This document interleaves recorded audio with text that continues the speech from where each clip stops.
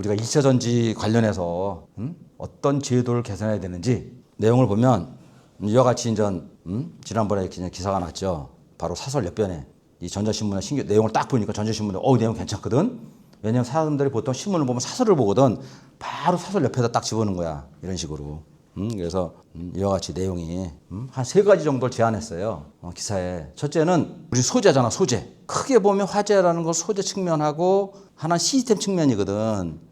소재 측면에서 전해질, 분리막, 양극재, 음극재 해가지고 우리만큼 가연성이 있고 화재 관련된 걸 아마 다른 데가 없을 거야, 이게. 그런데 우리 공부하다 보니까 진짜 그렇잖아. 그렇죠? 그래서 실적으로 우리가 같이 중간에 있는 전해질과 분리막이 가연성 물질, 그다음에 양극재는 산소 성분이잖아요. 그거에 관한 어떤 우리가 의연물 취급 기준에 놓아야 된다. 그게 없었거든. 그거 하나하고 또 이제 두 번째는 실질적으로 우리가 배터리는 셀 단위, 팩 단위에 우리가 화재 발생 현황이나 원인 같은 거 여러분 많이 공부했어. 그죠? 그래서 그에 관련해서 어떤 장치, 어떤 기술이 있고 어떤 장치가 있는지 여러분 다 공부했잖아. 그렇죠? 야, 그걸 모니터링하라. 당연한 거 아니겠어요? 그걸 계측해라. 그거. 또 하나는 세 번째는 뭐냐면 전기차 화재 관련해서 작년에는 우리가 이 정부의 전기차 안전관리 대책을 내놨잖아요. 그때 우리가 어디야? 국무총리실에서부터 기재부, 산업부, 국토부, 환경부 차관만 모여가서 대책배관 내는 거야. 각자 이렇게. 근데 그 나름대로 작년에 그때 우리가 8월 달에 화재 나가지고 9월 달에 발표됐거든요. 나름대로 정부에서 모아가지고 어떤 그 하나의 통합된 걸 내놨는데 그걸 전체 총괄하고 어떤 관리하는 그러한 센터 하나 구축해야 된다. 국가적인 센터를. 그 3가지를 제안했죠. 제안했는데 그 내용이 우리가 공부한 걸 보면 엄청난 내용도 아니다 이거지. 그거를. 근데 그거를 생각을 안 하고 있으니까 그런 거라. 뭔가 그런 제도 개선이라는 거를. 그래서 그 측면에서 우리가 한번 다뤄보도록 하겠습니다.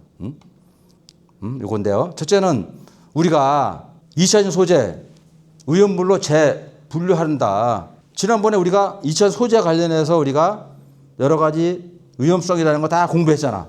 그죠? 그걸 좀 뭔가 의연물 취급 기준에 놓아야 된다는 거죠. 이 관련해 가지고는. 그래서 아다시피 우리가 이 전체적으로 우리가 2차 전지 소재를 봤을 때는 양극재 산소가 있어. 그죠? 그다음에 중간에 있는 분리막하고 전해질에는 가연성 물질이 있어. 그렇죠? 그 실적으로 보면 이 자체가 우리 같이 이러한 가연성 물질이라든가 양극재 이거 관련해서도 우리가 뭔가 위험물로 우리가 분류해 가지고 그죠? 뭔가 좀 관리해야 된다는 거죠. 지금 그걸 안 하고 있거든. 이게. 그 관련해 가지고 이와 같이 되는 거죠. 우리가 이와 같이 다시 전하면 전해질 그죠? 우리가 에틸렌 카보네이트, 디메틸 카보네이트 있잖아요. 여러분들 뭐 다 아는 거잖아. 이거는 인화점이 맨 낮아. 그렇죠? 온도가 몇 도야? 전해질 같은 경우는 몇 도? 한 80도? 그죠? 80도에서 우리가 가스화돼. 가연성 가스로 바뀌어. 그렇잖아요. 예를 들어서 가장 낮게. 그 다음에 우리가 분리막 같은 거는 120도, 30도부터 시작되고 그래서 우리가 이와 같이 인화점이 낮고 열에 의해 쉽게 가연성 기체로 같이 쉽게 가연성 기체로 발생한다. 이런 특성이 있다는 거지. 그리고 우리가 양극재 같은 경우는 과열시 그 자체적으로 산소가 발생하잖아요. 양극재 NCM 811 몇 도에 산소가 발생하죠? 니켈, 코발트, 망간 몇 도에 발생해? 하이 니켈 같은 경우는 한 100 몇 도예요. 그 책 있잖아? 한 180도부터 추출되지 않아? 산소가? 그죠? 하이 니켈 한 130부터 산소가 추출되기 시작한다고. 180도 정도에서. 그렇죠. 그래서 이제 그다음에 우리가 그 미드 니켈, LFP 같은 경우가 약간 산소가 약간 높은 온도에서 추출되죠. LFP 같은 경우 한 300도에 추출되나? 그럴 거야. 그래서 하나 이것도 화재에 관련된 위험된 물질이잖아요. 산소가 추출되니까 위험 상황에서. 그런 특징이 있다. 이와 같이. 과열 시 자체적으로 산소를 방출하여 화재를 키울 수 있다. 그래서 이거 같은 경우도 뭔가 우리가 분리해야 된다는 거죠. 또 음극재 같은 경우는 우리가 앞으로 나가는 게 뭐야? 리튬 메탈 음극재가 나오잖아. 그렇죠? 이것도 우리가 음극재 같은 경우도 우리가 이와 같이 어떤 위험물로 분류를 해가지고 좀 관리해야 된다. 이런 내용이죠. 그래서 우리가 예를 들어서 이제 그 기준 같은 경우 우리가 위험물 분리 및 지정 수량. 그죠? 우리가 보면 여기 우리가 위험물 기준에는 이게 위험물이냐 아니냐, 위험물의 분리에 어느 에 들어가느냐, 그다음에 그 양이 얼마냐라는 게 돼 있어요. 그 요건 내가 안을 만들어 본 거야. 그래서 여기서 뭐 전해질 같은 경우에는 우리가 제사류 윤활성 액체로서 200리터. 양극재 같은 경우에는 산소가 들어있잖아요. 요건 제5류 자기 반응성 물질 해가지고 한 10kg. 근데 음극재 리튬금속 같은 경우는 자연 발화성 물질이잖아요. 한 550kg. 뭐 이런 식으로. 그다음에 분리막 이런 것도. 실제로 요거는 아닌데 이게 최종적으로는 이 기준에 들어가려면 좀 연구 좀 더 해야 돼. 실험 다 해봐야 되거든. 근데 대략적으로 내가 이제 이렇게 이론적으로 따져봤을 때는 이론도 아닐까 해가지고 이렇게 이제 우리가 분류할 수 있는 거죠. 화재를 감지하고, 그렇죠? 초기에 차단하는 시스템을 만들어야 된다. 화재를. 그런 측면이거든. 실적으로 우리가 어떤 이 배터리가 있는 데는, 그렇죠? 우리가 조기에 화재를 감지해가지고 차단하는 시스템을 의무화시켜야 된다. 뭐 예를 들어서 이와 같이 배터리 셀, 그죠? 셀 단위에서는 화재 발생이 이와 같은 메커니즘이 나잖아요. 그죠? 덴트라이트가 성장하고 어떻게 해서 우리가 열화되면서, 그죠? 혹은 내부에 어떤 금속 물질, 이물질이 있어가지고 어떤 제종할 때 어떤 불공정이라 어떤 불순물이라든가, 그렇죠? 그러면서 우리가 덴트라이트가 성장하면서 분리막이 손상해. 그렇죠? 그 다음에 뭐 SOH층 붕괴되면서 산소가 발생, 이런 과정이 있단 말이야. 이런 화재 발생에 우리가 C컷을 쭉 알고 있잖아. 셀 단위에서. 그렇죠? 셀 단위에서 화재가 발생 원인이나 우리가 그걸 다 알고 있어. 그죠? 그 다음에 우리가 셀 단위에서의 어떻게 보호 기능이 있어. 이와 같이 뭐 OSD라든가 CID라든가 PTC. 그렇죠? 이런 장치가 있지. 그 다음에 우리가 세이프티 벤팅이 있고 여러 가지가 있잖아. 그러면 셀 단위에서 화재 발생 메커니즘, 화재가 어떤 요인에 발생한다. 그래서 그에 관련된 이러이러한 안전장치가 있다라는 거 알잖아. 있잖아. 그러면 그걸 감지할 수 있는 센서를 달면 된다는 거지. 감지 기능을. 그게 제대로 되는지를. 셀 단위에서는. 그렇죠? 이런 거. 그 다음에 우리가 팩 단위에서는, 그렇죠? 우리가 팩 단위에서도 뭐야? 팩 단위는 가장 큰 게 실질적으로 우리가 배터리 셀 자체가 우리가 전기차, 그죠? 우리가 파우치 같은 경우는 한 300개 정도 들어가 있고 원통용 같은 경우에는 테슬라 같은 경우는 많게 7,000개, 그죠? 아니면 4,000개짜리가 들어있단 말이야. 그렇죠? 그래서 여기서는 우리가 여기서도 우리가 화재 발생의 원인은 아까 셀 단위에서 어느 한 셀이 이상이 있을 때, 그죠? 그게 시발이 돼가지고 다른 쪽으로 전파되면서 화재가 커지는 거잖아요. 그렇죠? 그래서 빨리 그 셀 단위에서의 어떤 셀에 문제가 있는지를 빨리 모니터링하고 찾아내는 게 중요한단 말이야. 그렇죠? 그래서 이와 같이 그것도 우리가 BMS, 그렇죠? 모니터링하고 차단하는 그런 기능이 들어있다고. BMS에는. 또 BMS는 셀 밸런싱. 그렇죠?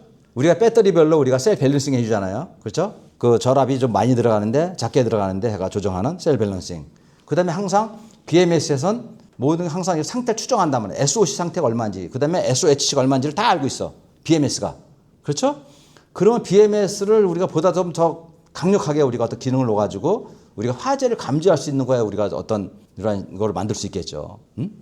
그 다음에 뭐냐면 여기는 우리가 서멀러너 해가지고, 그 다음에 우리가 서멀 매니저 열관리 시스템. 그 안에 실적으로 배터리 팩 내에서 전체적으로 우리가 쿨링 시스템이 있잖아요. 쿨링 시스템 이상이 있는지. 그렇죠? 뭐 등등 해가지고 실적으로 우리가 그 화재를 감지하고 차단하는 거는 아까는 우리가 작게는 셀 단위, 크게는 우리가 팩 단위에서도 이와 같이 우리가 원리를 정확히, 그렇죠? 그 자체에서 이런 상태에서 이 자체의 셀이라든가 BMS에서 화재를 막기 위한 여러 가지 어떤 기능이 있는지 그런 걸 정확히 우리가 좀 더 분석을 하고 그다음에 그럴 때 화재 발생이 어떻게 나오는지 한 다음에 좀 미리 좀 우리가 화재를 감지해서 차단할 수 있는 시스템, 그렇죠? 그런 게 있단 말이야. 그런 거 좀 의무화시킬 필요가 있다. 이런 단위에서 그런 거죠.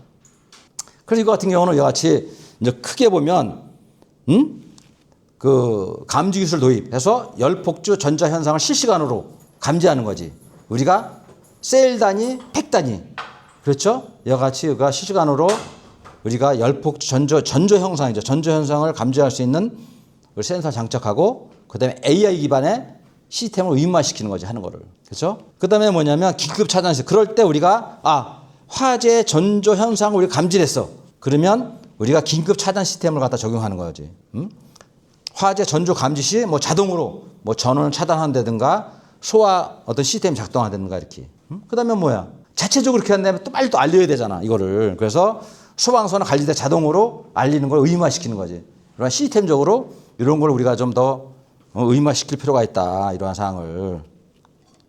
그다음에 뭐냐면 보다시피 그 전기차가 어떤 뭐 사고에 의해서 외부 사고에 의해서 어떤 충돌이나 어떤 이거에 의해서 사고 나는 거는 뭐 그건 어쩔 수 없는 거잖아. 그거는 그렇죠? 뭐 그 관련해서도 여러 가지 뭐 우리가 프레임을 뭐 강하게 한다든가 하는 게 있지만 그렇죠? 그러나 그 배터리 자체가 계속 어떤 그러한 영향에 의해서 증세가 있단 말이야. 그렇죠? 이런 같은 경우도 우리 같이 뭐냐면 이같이 주기적으로 안전 진단하는 제도를 도입해야 된다. 이같이 배터리 자체에 대해서 우리가 정기적으로 우리 관리하는 시스템 이러한 거를 우리가 해야 된다는 거죠. 이렇게 지속적으로 모니터링하고 상태를 진단하고. 그게 뭐냐면 우리가 상태를 진단하잖아. 아까 같은 셀이나 팩 단위에서의 우리가 그 모니터링 시스템, 감시 시스템이 있잖아요. 그렇죠? 그놈에 의해서 우리가 상태를 진단하고, 그죠? 또 하나는 우리가 정기적으로도 우리 검사하고, 그래서 최종적으로는 우리가 관리, 우리가 뭐 경고를 준다든가 교체 필요하다든가 해가지고 그걸 인지시키게 하는 거지.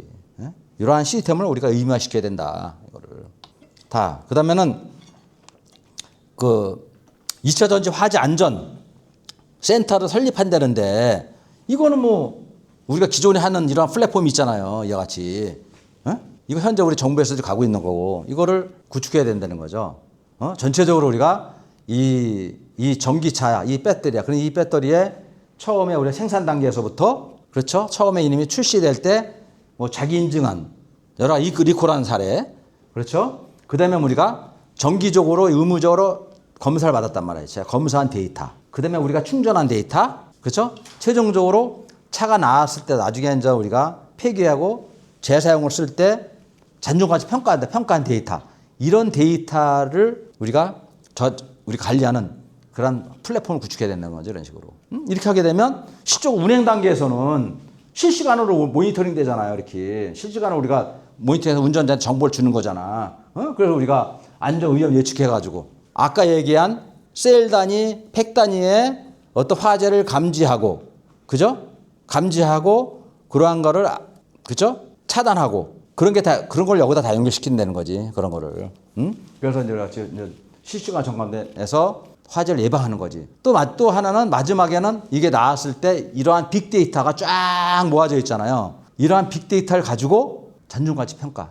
중요한 거는 이 배터리는 가치가 엄청 높은 거야. 그렇죠? 소비자한테 2천만 원짜리야. 이게 처음에 살 때. 퍼스트 라이프 배터리 때. 그러나 이미 10년 후에 세컨드 라이프 배터리 갔을 때는 또 이것만은 가치가 있는 거란 말이야. 그죠? 엄청난 가치가 있는 거거든. 반드시 이거는 또 재사용을 해야 돼. 그렇게 하려면 얘에 대한 걸 정확히 알아야 되잖아. 그렇죠? 그러면 이러한 빅데이터를 가지고 이러한 잔존 가치를 평가할 수 있다는 거죠.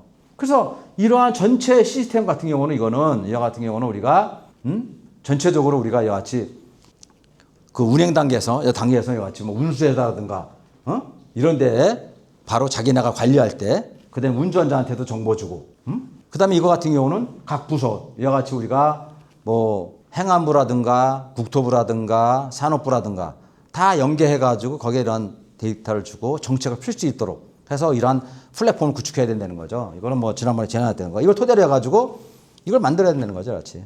국가적인 2차 전지 화재 연구센터를 만들어야 된다. 그렇죠? 그래 여기서는 전 부처가 하나의 데이터가 다 모아지는 거지. 그렇죠? 그래서 소재, 셀, 팩 수준의 그렇죠? 어떤 이거 서머너네이 시험 데이터를 확보하는 거지. 각자 돼 있는 거를.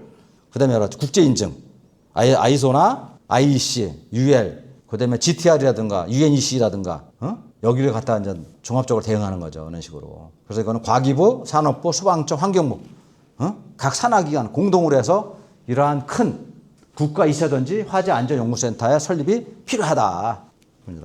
그다음에 이거 같은 경우는 중요한 건 빅데이터거든요. 아까 같은 공공 빅데이터 플랫폼을 구축하는 거지, 이와 같이. 그렇죠? 이와 같이. 그래서 화재 사고 분석 DB도 구축하고 충분히 되거든. 이게 DB 구축하면 이러한 데이터를 우리가 구축하고 그다음에 마지막 이와 같이 국가 표준에도 대응하고 이런 거를 이렇게 해야 된다. 관련해서. 크게 다시 한번 정리하면 2차 전지 관련해서는 우리가 보다 더 좀 안전하게 그렇죠? 하기 위해서는 첫째는 법제도 개선에서는 현재 좀 이렇게 미비하게 빠져 있는 배터리 셀 소재 자체에 우리가 이와 같이 위험물 안전관리법에 개정이 필요하다. 위험물 분리 체계에 넣어야 된다. 그렇죠? 그거 하나하고 그다음에 기술적으로는 우리가 배터리의 셀이나 팩 단위에서 우리가 감지 차단 시스템을 우리가 도입하고 그때 주기적으로 안전성을 검증해 주는 거죠. 근데 세 번째는 이와 같이 국가적으로 연구 안전관리센터를 만드는 거죠. 국가적인 전체 큰 통합할 수 있는 통합센터를 구축해야 된다.